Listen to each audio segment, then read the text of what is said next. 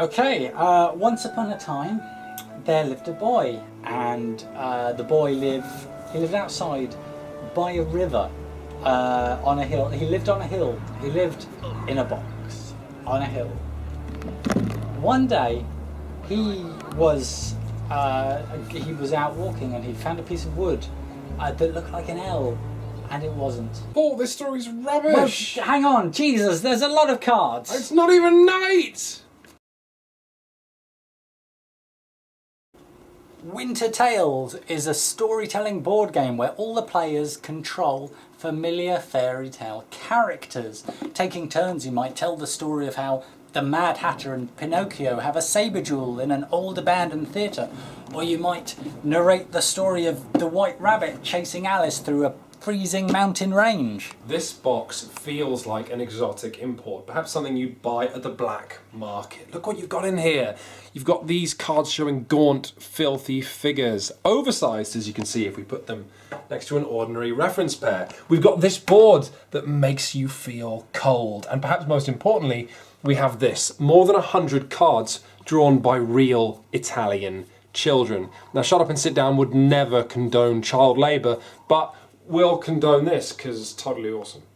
Winter Tales divides you and your friends into two teams of characters. You have the tyrannical forces of winter and the noble revolutionaries of spring. And whatever team you're on, you'll probably end up playing more than one of these characters. On your turn, you'll activate one of them, flip them over to the active side, and then you'll perhaps move a character over to the Mad Hatter's asylum, or you'll slope your wolf down into the park, and then you've got a choice of one of two other things. You can either activate a quest somewhere, or if you're in a spot already with a quest, you can begin it. Now at this point your friends are probably asking you all kinds of difficult questions, like, how do we win? Or, what's the strategy? Or, who's Luignolo? Or, what should I be doing? Or, can I eat this? But you're probably going to have to tell them to shut up, because the most important thing about Winter Tales isn't really the rules, it's the journey. And if you're going to have a most important rule, that should be that you play it by candlelight. Yeah, see this beautiful board? Forget it. See these beautiful tokens? Forget them. See your beautiful friends? Definitely forget them. These are what you're paying attention to. The hand of children's drawings you're going to be holding. These are going to be helping you tell the story and hindering you at the same time. Let's show you how that works. Let's say you move your wolf. Where's the wolf, Paul? There's the wolf. You move your wolf in search of an enemy. And when you move, you're going to have to say, okay, I'm navigating by the old church spire. And when you get there, you're going to have to find him somehow. Maybe you discard a card to say, I sniff, and I find him hiding in the old well. But let's say you want to complete a quest. That's a bit more complicated. You might, for example, take a member of your team down here to the Fair of Wonders, and you might say, well, I've got to complete this safe house quest, and we've decided that our safe house is up in the mechanisms of a clock tower that's above the fair, and we'll nominate our leader up in the safety of there where no one will hear us, and to make sure that we're safe, we'll bar the door with this piece of wood or metal. To counter that quest, I'll have someone in there, and I've got to play more cards than he has, so I'll say, how can I beat that? Well, as the sun goes down, I see light coming from the window that you guys have foolishly left uncovered in the clock tower, and the forces of winter will send their biggest soldier to rip down the door, and then the forces of good will have a chance to play more cards. This is how quests are sorted out.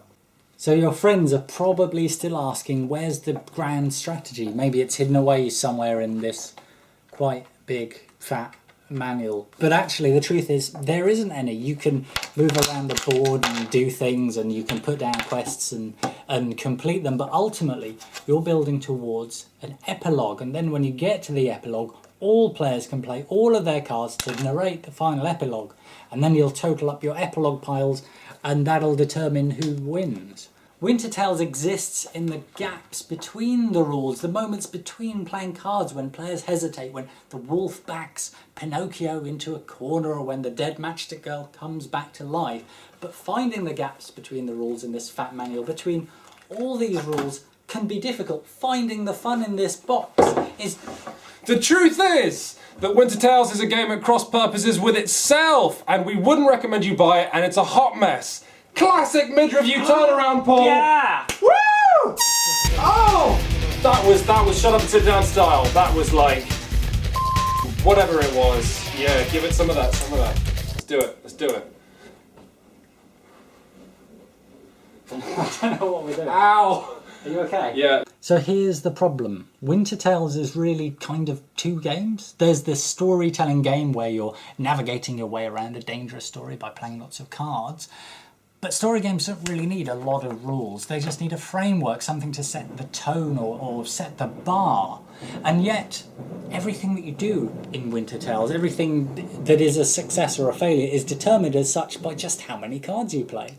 So if you have the choice of telling a really good story or just playing more cards to win, most players are just going to play more cards to win.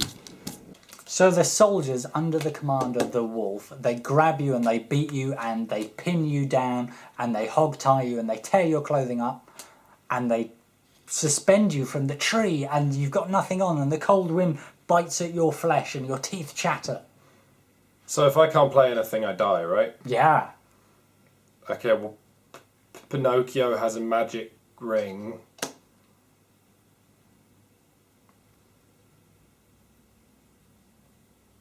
And that saves you? Yeah. Is it my turn?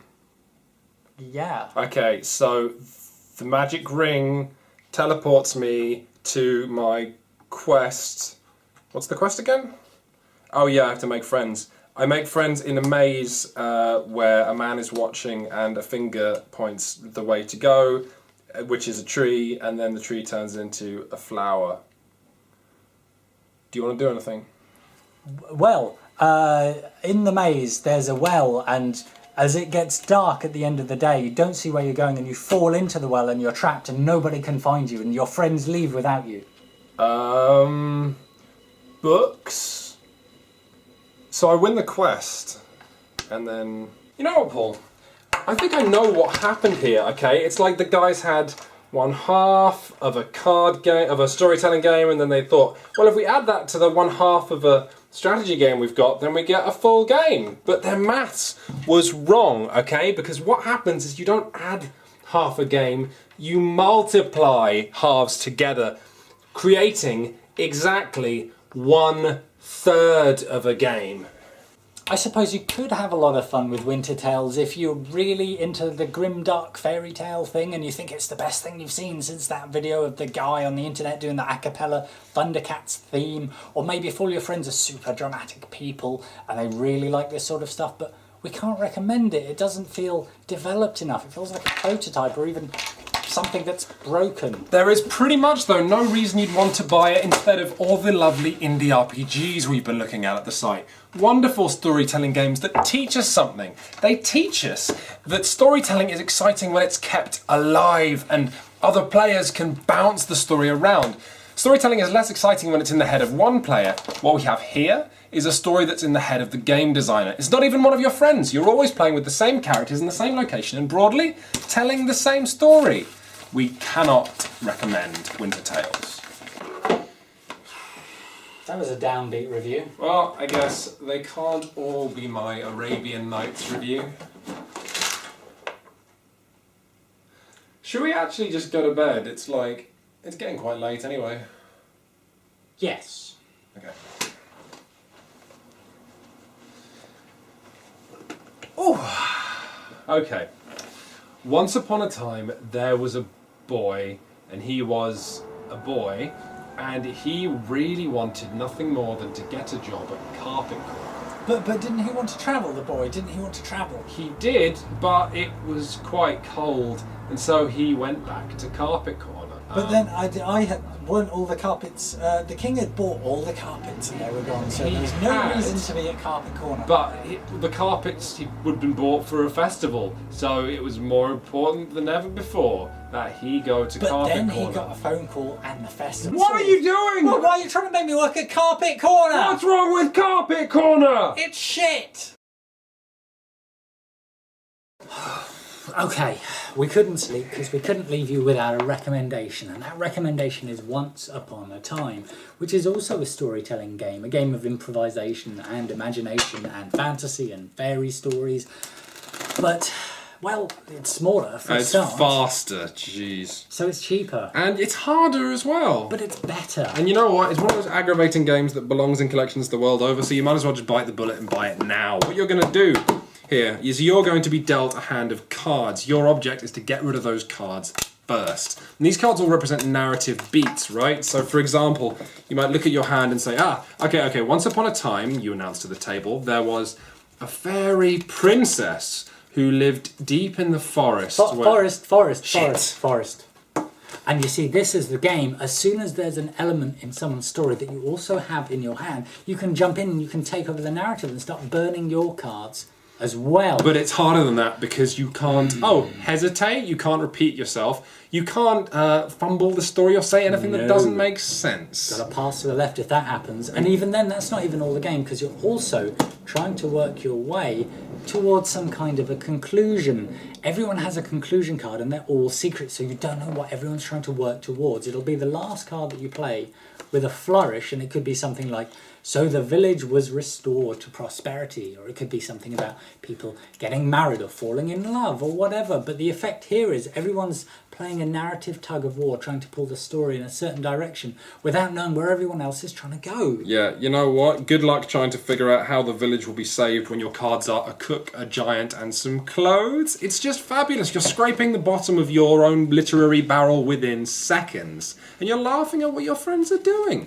But you know what? I don't think I like this just because it's funny. I think it's a must-buy for me because it's funny and a game of incredible skill. The amount of tricks you can pull. I might introduce a forest or a troll, a forest troll in my story. And then when someone else mentions my forest troll, I'll go, troll and forest, and take back over. It's just fabulous. Or the genocide thing you did. Well, you see, there's sneaky tricks you can play as well with maybe a card that says 100 years later, and then you do perform a kind of a literary genocide where everything everyone said is pretty much the whole wiped. table groans. It's gone. Or how about an Arabian Nights thing, maybe? story where, within a story? Yeah, one character in the story starts telling a story at the campfire and the whole table goes, because they're trying to keep two threads at once. It's just funny.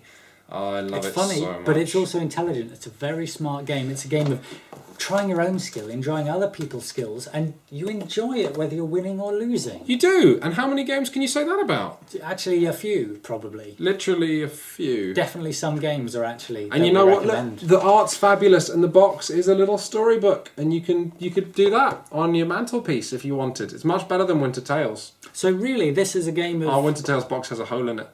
Yeah, I don't know how that... Anyway, so this is a game like a narrative tug of war, everyone grabbing the steering wheel of the story and pulling it in their own direction with their fragments of the map and no idea how to get there. And you explain it in 30 seconds, so shut up and sit down unquestionably. Very much absolutely recommend. Terrific. I was getting there. I heard something. What was... Can you hear something? Yeah, there is... Right. Okay.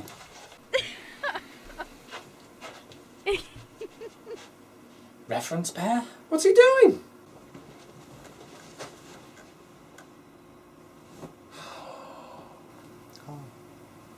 Oh, it just says he wanted a happy ending.